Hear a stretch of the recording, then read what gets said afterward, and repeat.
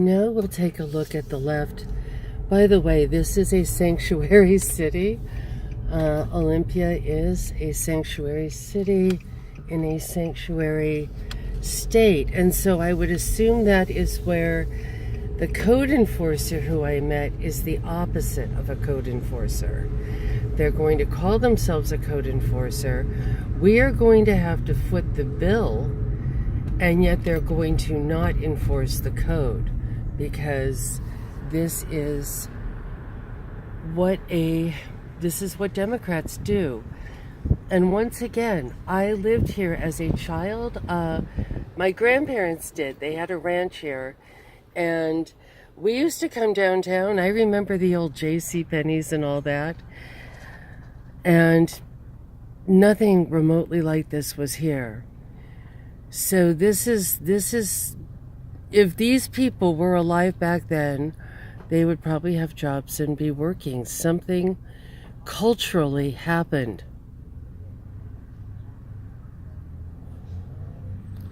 But I don't see any code enforcement going on.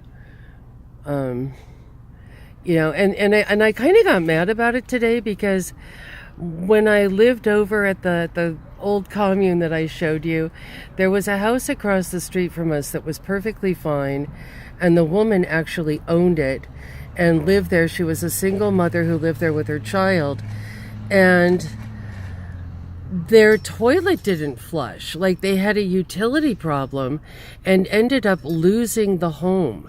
They ended up losing the whole house. I remember they were trying to sneak in and still live in it. We didn't know what the problem was. When we found out later, everybody was like, well, we could have helped with that. Like, it was just kind of really crazy that they did that. So they took away. And it's probably because she was like a Republican, right? She was like a white local lady, and they took her whole home away, and wouldn't, because it wasn't up to code. So I think it's about Democrats being up to code, or, conservatives being up to code. Here, they went and foreclosed. They took the house across the street away from that lady, because she did not go up to code. And that is something about democracy. The difference between democracy and a republic is that in a republic, you are protected by laws, and in a democracy, you're not.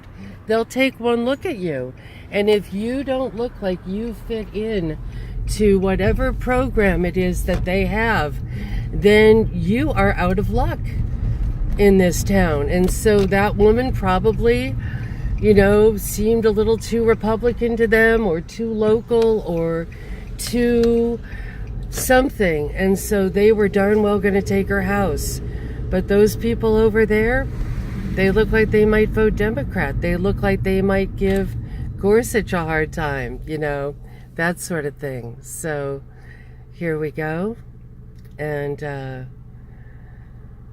here we go. We got another one here. We got a little sneaky state shirker there too. It's fun to catch and bag them, huh? And here we are again. We'll just head home, but just kind of coming in.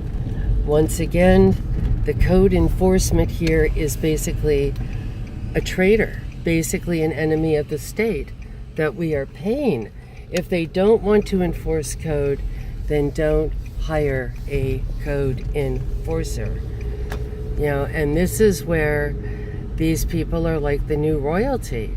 They're hiring their cousins, their sisters, their brothers to go around. He was literally in a brown shirt, to wear a brown shirt, and to come over and intimidate me. I think that's interesting that he wanted to intimidate me, who was filming. And I've had that happen before, and I really need to start keeping the laws in the car, because I was chased off for filming one day, and I went home and I Googled it. Where can you and where can you not film? And it was very fascinating, because where you can film and where you cannot film installations, like military installations, that actually say do not film. like Area 51 or something, where there is a huge sign that says, federal top secret clearance property, do not film. Look at there's all those sugar cars, and Lord knows what they're not doing today or what kind of bad things they're up to. I wish I had like the little Project Veritas power to go in and see them all, working against Trump on our dollar, right? I'm sure they are. I have not really been in touch with the ones I know, but I bet my bottom dollar on it, that's what's happening. And it is time for them all to get busted, and it would be interesting to see a David and Goliath scenario actually turn out. And I think that it actually is going to. I don't know why. I think that somehow we've got the numbers, and we've got the ingenuity, and we've got the anger, the righteous anger behind us. If you go down those tracks, there's a huge homeless encampment there. And you never, ever, ever... In fact, I saw the police down there the other day. But then I saw that the tent's still up. We are under siege in this very creepy sanctuary city.